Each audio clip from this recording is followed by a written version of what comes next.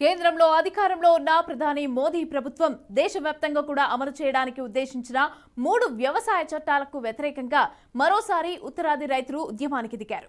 Kisan Mazdoor Sangharsh committee, సంయుక్త కిసాన్ మోర్చా, కిసాన్ మజ్దూర్ మోర్చా వంటి 200కు పైగా రైతు సంఘాలు ఇవాళ చలో ఢిల్లీకి పిలుపునిచ్చాయి. ఇక ఈ ఆందోళనలో 3 లక్షల మంది వరకు కూడా రైతులు పాల్గొనే అవకాశం ఉంది.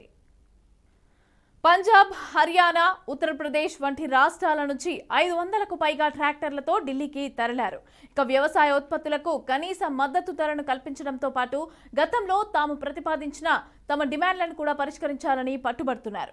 ఈ మహా ర్యాలీని ఉపసంహరించుకునేలాగా చేయటానికి కేంద్ర మంత్రులు పీయూష్ గోయల్, నిత్యానంద రాయ్ అలాగే అర్జున్ ముండా చేసిన ప్రయత్నాలు ఫలించలేదు.